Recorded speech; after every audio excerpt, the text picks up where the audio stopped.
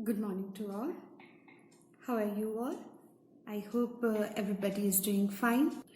So today in this class we are going to complete our last chapter of the first unit, that is a rotation and revolution. Okay, and today's topic is a revolution. So today we have to start the next topic of the chapter, and that is a revolution of the earth. And in the beginning of this chapter, we have already studied what is revolution.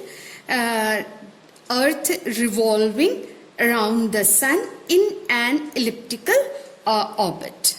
Clear? So that motion we are just going to study in a detailed way. So first of all, we will read the characteristics of revolution.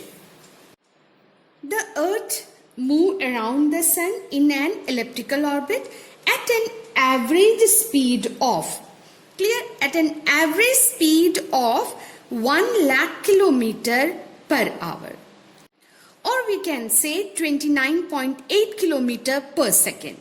So this is the average speed of earth while it is moving around the sun.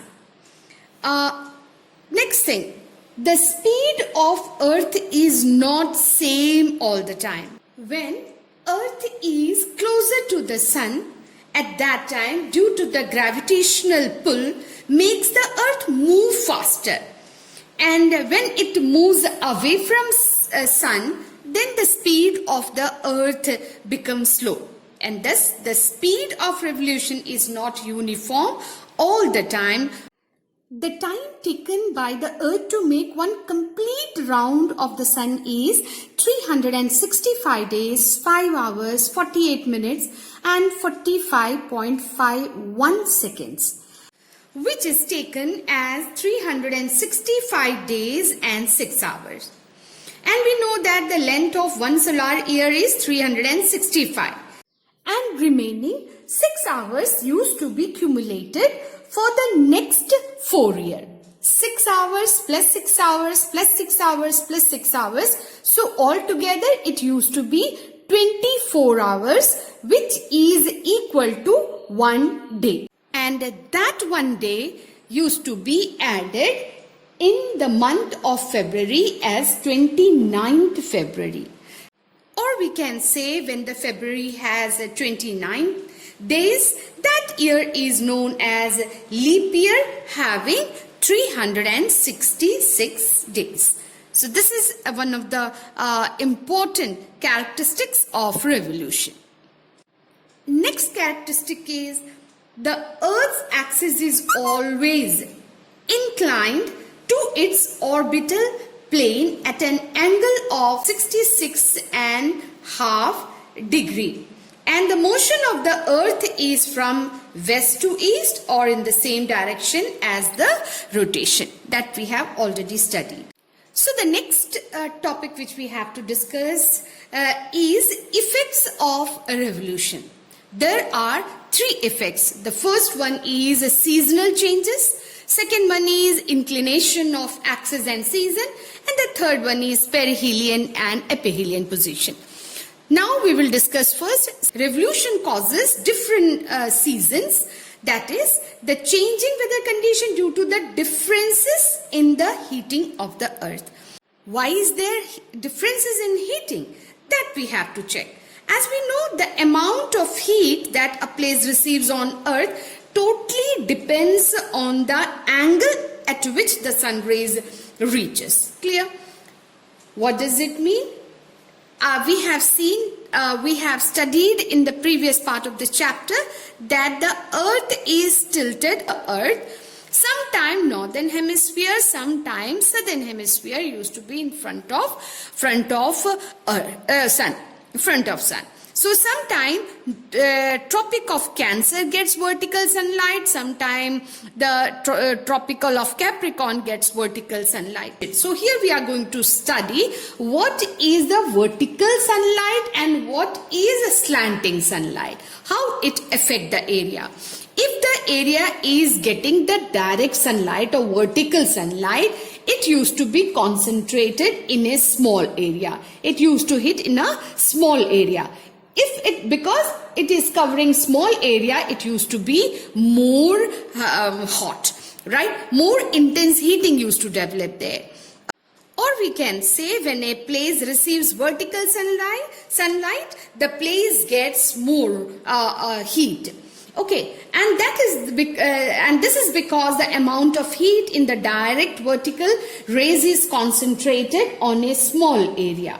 And if the sun rays is slanting, then the same amount of heat is spread over a large area, and the result is less heat. And that's the reason when the northern hemisphere is away from the sun, we are get slanting sunlight, and that's the reason that area is unable to get enough heat, right, and enjoying the winter season. So we can say that the changing weather condition is only and only due to the differences in the heating of the earth. Next effect of revolution is inclination of axis and the season. As we have studied that the season used to change because of the differences in heating of the earth. Clear? And we know why the earth is not getting equal amount of heat. That is only and only because of inclination. If we imagine the earth's axis is a vertical, clear? If it is a vertical, then what will happen? All the latitudes will get equal amount of sunlight, and there will be same temperature throughout the year. If there is no variation in temperature, of course there will be no season. So in that way we have proven that the season is only and only because of the inclination of the. So this is the third effect of a revolution, and that is perihelion and ephelion. It is very, very, very important. Okay. Perihelion position comes in the month of January, and ephelion used to be in month of July. Okay. As we know that the Earth has its own orbit on which it is revolving around the sun, and the path is elliptical in shape, and due to this elliptical orbit of the Earth, the distance between the Earth and the sun always varies. It is not same all the time. So what does it mean? The sun is not exactly in the center of this orbit, right? And when the Earth is closest to the sun, the position is called perihelion.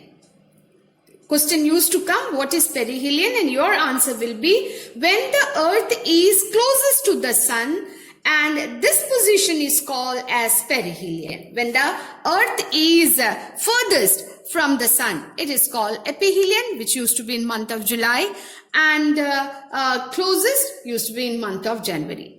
Now the next topic which we have to discuss is solstice. Okay, so what is a solstice?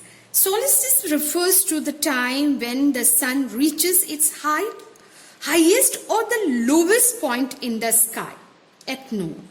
Okay, resulting in the shortest and the longest day of the year. So let us see how. What is solstice? To understand that, we know the lighted part of the earth, right, is called the circle of illumination. It is also a short question used to come. Okay, what is the circle of illumination? So the lighted part of the earth is called the circle of illumination, and this circle moves with the apparent movement of the sun, so that only half of the earth only faces the sun at any given point of time, and other part remains in the dark. Okay, now we have to start. What is solstice? There are two solstices in a year, that is the summer solstice, and the second one is the winter solstice. Okay, so first we will see what is summer solstice. Summer solstice is on 21st June. This is the position of the earth. It means northern hemisphere is tilted toward the sun on 21st June, and on this day the sun falls vertical over the Tropic of Cancer.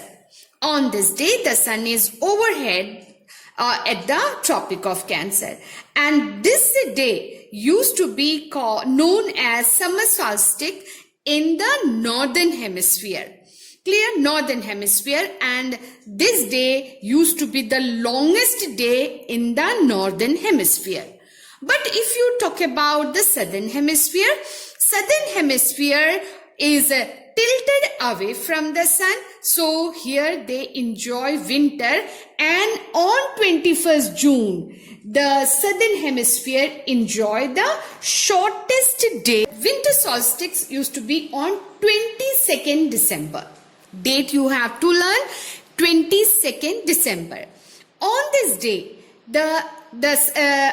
day the sunlight falls vertically over the Tropic of Capricorn. Why? During the December, the northern hemisphere used to be moved away from the sun, southern hemisphere used to be toward the sun, and they used to get vertical sunlight, and on 22nd December, the sunlight falls vertically over the Tropic of Capricorn.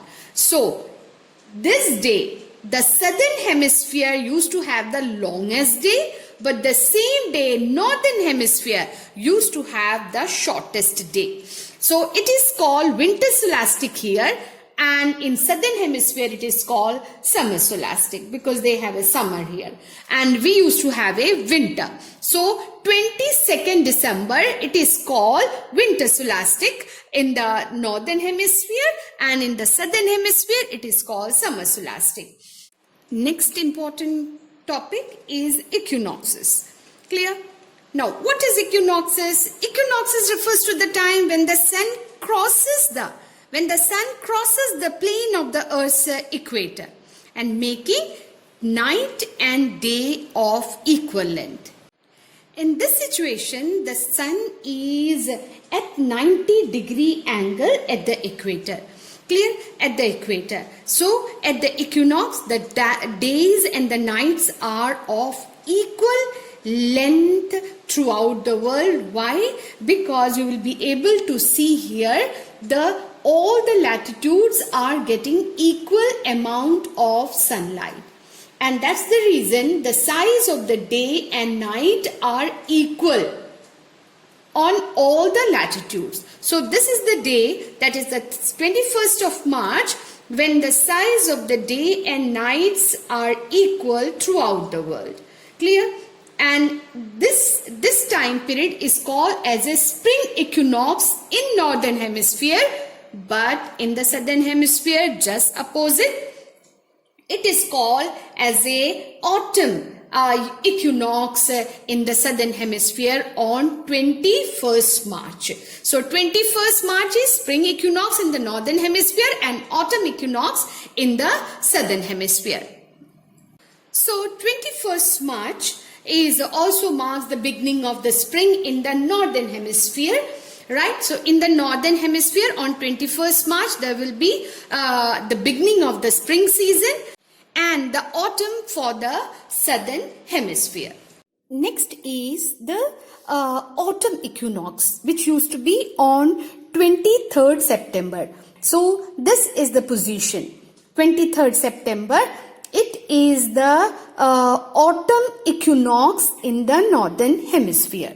At this time of autumn equinox also, right, the sun is at the 90-degree angle, and in this situation all the longitudes are getting equal amount of sunlight and heat, and that's the reason the size of the day are equal at all the latitudes. Clear? So this is the situation of autumn equinox in the northern hemisphere, but at the same time in the southern hemisphere it will be the spring equinox. So we can see here 23rd September, the autumn equinox in the northern hemisphere, and on the same day 23rd September there will be spring equinox in the southern hemisphere.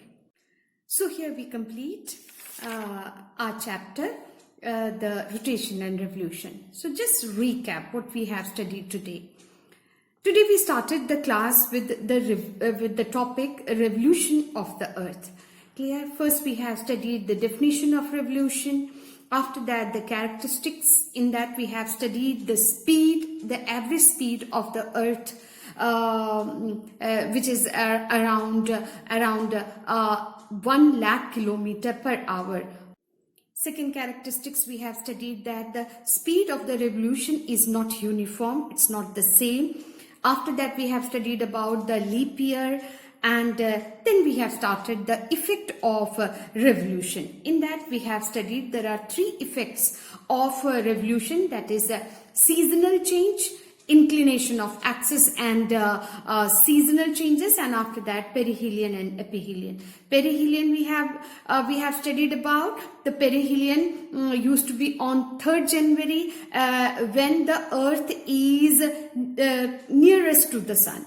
Earth is nearest to the sun, and after that aphelion, which used to be on 3rd July, and at that time the earth used to be the furthest from the sun. Okay.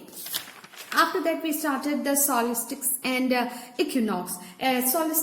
Two solstices, summer and the winter in northern hemisphere. On 21st June, the northern hemisphere enjoys the summer solstice because on this day the sunlight falls vertically over the Tropic of Cancer, right? And the same day the southern hemisphere enjoyed the winter solstice. After that we have studied this December 22nd, which is the winter solstice in the northern hemisphere, because on that day the sunlight falls vertically over the Tropic of Capricorn. So in the northern hemisphere we enjoyed the winter solstice, and the southern hemisphere enjoyed the winter solstice. Then we have studied about the equinox. Equinox is the day when the sunlight falls vertically over the equator, and due to that the size of the day and night used to be equal throughout the earth, right? So that is 21st March. On 21st March there is a spring equinox on the northern hemisphere and the autumn equinox in the southern hemisphere, and on 23rd September there is a autumn equinox in the northern hemisphere and the spring equinox in the southern hemisphere. So here we complete our chapter. Please download the assignment and the clicked photos of the pages of this chapter from the description box. Clear? Prepare it well and take care. All the best.